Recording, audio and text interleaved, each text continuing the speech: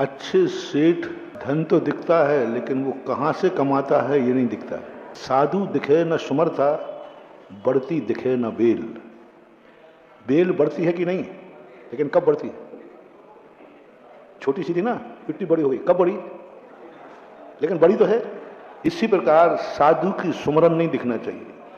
साधु की साधना, साधु की तपस्या, साधु का सुमरन, साधु का अंतरंग प्रणाम किसी को पता नहीं चलना चाहिए।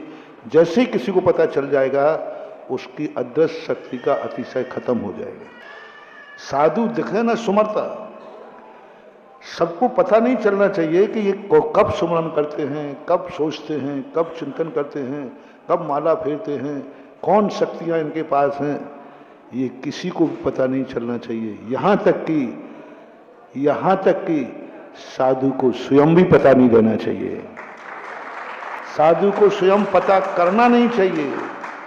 ये तीन बातें बहुत अच्छा प्रश्न है, मोटिवेशन। यदि सही रूप से पूछा जाए तो साधुओं की क्या शक्ति है, क्या साधना है, यह किसी को पता नहीं चलना चाहिए। जैसे उजागर हो जाएगी, उसका अतिशय खत्म हो जाएगा। साधु स्वयं पता करे कि मेरे पास क्या शक्तियां हैं, वो शक्तियां खत्म हो जाएंगी। विष्णु कुमार महाराज को मालूम नहीं है कि मेरे पास विक्रिया शक्ति है। छोलक जी कह रहे है, विष्णु कुमार कह रहे भैया मुझे कुछ नहीं, शक्ति मक्ति कुछ नहीं हमारे पास, और उनके पास थी। तो इस प्रकार की शक्तियां हमें हिसाब नहीं लगाना। शक्तियों को, अपने को और स्वयं को गिन के रोटी खाना नहीं, अपने को गिन के रोटी खिलाना नहीं। होटल में मात गिन के खाता है और गिन के ही खिलाता है। खिलाने वाला भी गिनता है और खाने वाला भी। इसलिए होटल की रोटियों में दम नहीं है। और घर में रोटी बनाने वाली माँ ना तो खिलाने वाली गिनती है और ना खाने वाला गिनता है। हम लोग श्रावक के यहाँ रोटी खाते हैं, ना तो श्रावक गिनता है और ना हम गिनते हैं कितनी खा ली। जितना लेना है ले लिया। और यदि कोई गिन रहा है, सबसे पहले काउंट ये करो आहार में। यदि आहार कोई देख रहा है, महाराज क्या ले रहे हैं, समझ लेना देखने वाले की शक्ति खत्म। उस दिन का आहार मुनिराज को सिद्धिकारक नहीं होगा, क्योंकि कोई व्यक्ति काउंट कर रहा है। बाद में पूछ लेना उससे। बहुत अच्छा संस्मरण एक याद आ गया। एक व्यक्ति, कई लोगों की आदत होती है, हम बताएं महाराज जी क्या क्या लेते हैं, बिल्कुल क्रम बता दूंगा, पहले ये लेते हैं फिर ये लेते हैं, और ये भी बता दें इतनी चम्मच ली थी, इतने ग्रास लिए थे, इतने। कई लोगों की आदत है ऐसी। और ये आदत इतनी गंदी है, महान अशुभ कर्म का, अपनों का और गुरु के आहार की कभी काउंटिंग नहीं की जाती। इसलिए मां अपने बेटे को दूध पिलाती है तो उसका चेहरा ढक लेती है, वो स्वयं नहीं देखती कि इसने कितना पी लिया। कभी भी गुरु को और बेटे को, अपनों को साबुत रोटी नहीं परोसी जाती। साबुत रोटी परोसने से वो भी गिन लेगा, और इसलिए अपने लोग क्या परोसते हैं? साधु को रोटी नहीं खिलाते हो, ग्रास खिलाते हो। ग्रास का अर्थ ही है ना हम गिन पाए और ना। तो कई लोगों की काउंटिंग होती है, कर लेते काउंटिंग। ऐसे लोगों की दृष्टि अच्छी नहीं होती। ऐसे लोगों से बचना चाहिए, और जिनकी ऐसी दृष्टि हो उनको अपनी दृष्टि सुधारना चाहिए। एक एक चीज का पता नहीं। आचार्य श्री के सामने की बात है, बिना नाम लिए बताऊंगा, यथार्थ है। एक पंडित जी थे, 3-4 दिन से आहार दे रहे थे। तीसरे चौथे दिन वो वही चीज लेके आए जो आचार्य श्री ले रहे थे। आचार्य श्री ने अंजलि बंद कर दी। तो बोले आचार्य श्री आज क्यों बंद कर रहे? आप 3 दिन से तो ले रहे थे। 3 दिन से तो आप ले रहे थे, आज बंद क्यों कर रहे हो? आचार्य श्री और टाइट हो गए, और लेने के बाद आचार्य श्री ने नहीं लिया। 2 मिनट बाद वही सामान दूसरा व्यक्ति उठा के लाया जो श्रावक था। वो लाया, उसने महाराज को दे दिया, महाराज ने ले लिया।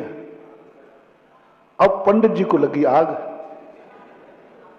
बोले महाराज जी हमने दिया तो नहीं लिया, आप 3 दिन से ले रहे थे और इसने दे दिया। महाराज उस समय नहीं बोले, बोले महाराज हमें इसका जवाब चाहिए। आहार के बाद हम लोग सब बैठे थे कि महाराज जी ये बताओ, आपने 3 दिन से ले रहे थे, आज क्यों नहीं लिया? और मेरे हाथ से क्यों नहीं लिया और इसके हाथ से क्यों नहीं लिया? कौन सी चीज थी भाई? उसने नाम बता दिया। बोले उसको बुलाओ, तो वो वहीं बैठा था। बोले भैया, आचार्य ने पूछा तुमने क्या दिया था? महाराज जी दिया था तब तो याद है, अभी याद नहीं। दिया था तब तो याद है मुझे कि क्या दिया था, अभी याद नहीं आ रहा है। इनका थोड़ा और विचार करो। बोले नहीं आ रहा। पंडित जी ने कहा, बोले पंडित जी आप कह रहे हो, मुझे तो याद नहीं आ रहा है। कम से कम 2 मिनट तक उसको याद करना। पंडित जी ने कहा, पंडित जी ने बता दिया, ये सुन, ये दिया था, ये दिया था। बोले पंडित जी आप कह रहे हो तो दिया होगा, मुझे तो याद नहीं आ रहा है मैंने क्या दिया था। आचार्य सिंह ने देखा, तुम मुनीम बन के दे रहे थे, तुम्हें काउंटिंग थी कि 3 दिन से दे रहे और ये ले रहे। ये है श्रावक, देते समय तो पता है, बाद में पता ही नहीं। इसका नाम है वैयावृत्ति। वैयावृत्ति का अर्थ दिया है भगवती आराधना में। स्वयं को भी मन में मत रखना। साधु की वैयावृत्ति किस समय क्या वैयावृत्ति की है, लोग उदाहरण बना लेते हैं। हमने इससे 10 साल पहले एक महाराज की ऐसी वैयावृत्ति की थी, मर गया वो महाराज, और उसका प्रचार कर दिया। अरे उन बड़े महाराज की थी मैंने तो ऐसा, महाराज जी ऐसा करते थे। अब लो उनकी बात, वो तो चलेगा, लेकिन उनकी बात को अभी भी भूल जाओ करने के बाद, उदाहरण मत दो।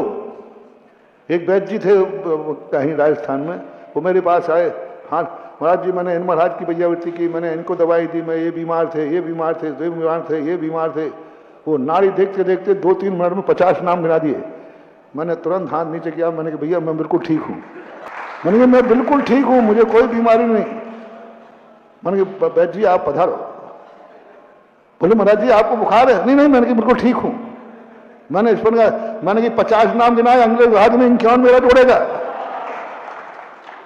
साधु तुम्हारी हर सेवा स्वीकार करा सकता है, बस उसको डर एक ही है कि बाद में क्या होगा, धर्म का क्या होगा, मोक्ष मार्ग का क्या होगा, कहीं मेरी मजबूरी आगे मार्ग न बन जाए।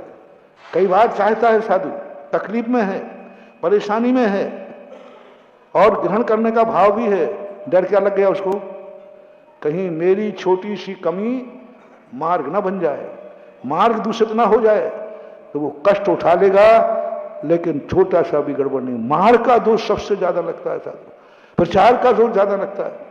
इसलिए हर व्यक्ति से वैयावृत्ति नहीं कराई जाती, और जो वैयावृत्ति देखते मात्र हैं उनको तुरंत हटाया करो।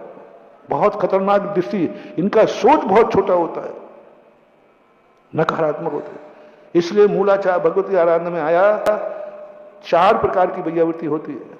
एक जनरल वैयावृत्ति होती है सबके सामने, हाथ पैर दबाते ना तुम, इससे कोई फायदा नहीं है हमें, वो तुम्हें को फायदा है, हमें तो 2-4 नाखून और लगते हैं। एक वैयावृत्ति होती है जो अच्छे श्रावक जो होते हैं, अच्छे श्रावक जो होते हैं, जो सही में वैयावृत्ति करने के इच्छुक होते हैं, उनका कोई मान मर्यादा नहीं होती, उनके मात्र एक ही हमारा साधु स्वस्थ रहे। ऐसे कुछ वैयावृत्ति के सदस्यों को चुनना चाहिए, सबसे वैयावृत्ति नहीं कराना चाहिए। कुछ विश्वसनीय श्रावक हों, उनको अपनी वेदना बता देना चाहिए। जिनको वेदना बताने पर उनको लगे अवभाग्य हैं जो मुझे गुरु ने ऐसा माना, उनको बता दी जाए, अरे भैया महाराज खुद कह रहे थे कि हमें दवाई दे दो, बीमार है, बदनामी और हो जाए। तीसरे नंबर की वैयावृत्ति है मां संघस्थ ब्रह्मचारी त्यागी वृत्ति ही करें, उस समय किसी ग्रस्त को प्रवेश नहीं होना चाहिए। चौथे नंबर के वैयावृत्ति का एक रूप है, इसी के उपभेद है, मां क्षुल्लक करेंगे, ब्रह्मचारी भी बाहर हो जाए, ब्रह्मचारी भी नहीं कराएंगे, क्योंकि अभी वो मनोज्ञ हैं। मान लो ऐसा सीरियस बीमार हैं, अब ब्रह्मचारी देख लें तो अभी वो कच्चा वैराग्य है, उनके परिणाम बिगड़ सकते हैं, उनके परिणामों में अंतर आ सकता है। तो ऐसी वैयावृत्ति ब्रह्मचारियों से नहीं कराना, क्योंकि वो मनोज्ञ हैं, अभी कच्चा वैराग्य है, उनको दूर रखना। एक वैयावृत्ति ऐसी है जिसमें क्षुल्लक लोगों को भी अलग करो, क्योंकि इनको भी अभी आगे बढ़ना है। मात्र मुनिराज ही वैयावृत्ति करेंगे, बस सबको हटा देंगे, और एक अंतिम वैयावृत्ति है जिसमें मुनिराज को भी बाहर कर देंगे, मात्र गुरु अकेले करेंगे, मात्र गुरु अकेले, मुनिराज को भी बाहर कर देंगे। सल्लेखना के समय गुरु महाराज मुनिराजों को भी अलग कर देते हैं, तुम भी बाहर जाओ, और वो और छपक और निर्यापक ये दोनों बचते हैं। अब दोनों के बीच में क्या गुटरगू हो रही है दीवानों को भी पता नहीं चलता। संघ में एक बार ऐसी हुई थी, हम लोगों को भी बाहर कर दिया आचार्य जी ने, तो हम लोग आचार्य से कहा हम लोग तो सेवा में, हाँ हाँ बस बाहर चाहिए, बाहर से हम लोग तो सेवा कर ही रहे थे, सबको बाहर भगा दिया, दो ही बचे। ऐसी सेवा तो ये होती है वैयावृत्ति, सबके सामने हर वैयावृत्ति नहीं कराना, लोगों को परखो क्या होता है। कई लोगों की दृष्टियां अच्छी नहीं होती है, वे वैयावृत्ति करने नहीं आते, वैयावृत्ति देखने आते हैं। क्या लगा रहे हो, क्या कर रहे हैं, कौन कर रहे हैं, कैसे कर रहे हैं, ये देखने आते हैं। उस समय वैयावृत्ति बंद करा दो, क्योंकि इसकी दृष्टि ठीक नहीं है। तो इस प्रकार की बातों पर हमेशा ध्यान रखना चाहिए। सब चीज सबके लिए नहीं कराई जाती।